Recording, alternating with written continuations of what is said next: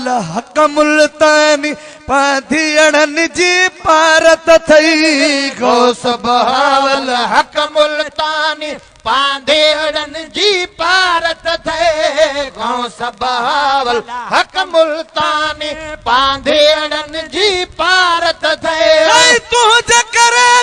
कयो कशालो सागियड़न जी पारत थई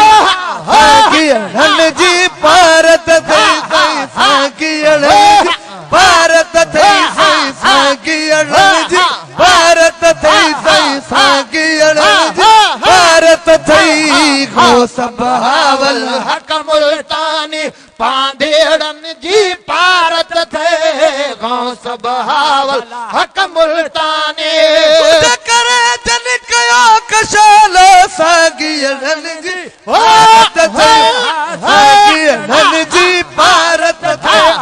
सागियड़न जी भारत थई सही सागियड़न जी भारत थई गौस बहावल हक मुल्तानी पांधेड़न जी पारत थे गौस बहावल हक मुल्तानी लख परवाना गल थी वया थी परे परे खां पहुची वया थी लख परवाना गॾु थी वया थी परे परे खां पहुची वया थी लख परवाना गल थी वया थी परे परे खां पहुची वया थी आया चले घर घोट तुझे तन कखड़न जी भारत थई तन कखड़न जी भारत थई तन कखड़न जी भारत थी सही तन कखड़न जी भारत थी सही तन कखड़न जी भारत थी गौस बहावल हक मुल्तानी पांधेड़न जी पारत थे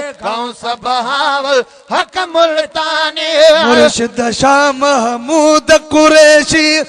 तो सी दिल खूब ठरे थी मुर्शिद शाह महमूद कुरैशी तो से दिल खूब ठरे थे मुर्शिद शाह महमूद कुरैशी तो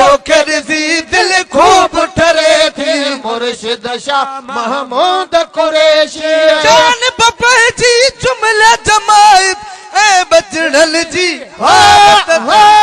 है बचड़न जी भारत थी है बचड़न जी भारत थी सही है बचड़न भारत थी गौस बहावल हक मुल्तानी पांधेड़न जी पारत थे गौस बहावल हक मुल्तानी पांधेड़न जी पारत थे गौस बहावल हक मुल्तानी सैन कुरैशी मुर्शिद ज़ादो शाल जुड़ो ही साहिब ज़ादो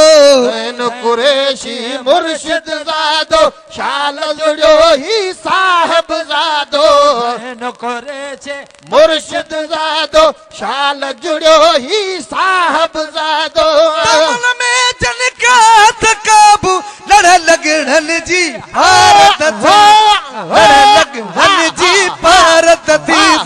लड़ लगड़न जी भारत थी लड़ लगड़न जी भारत थी गौस बहावल हक मुल्तानी पांधेड़न जी पारत थे गौस बहावल हक मुल्तानी आदमी आए शेर बनायो हाजी खान मोहम्मद गायो अज़मी आहे शेर बनायो हाजी खान मोहम्मद गायो अज़मी आहे शेर बनायो हाजी खान मोहम्मद गायो उल्फत जो इज़हार कयो तन अखरन जी भारत थई तन अखरन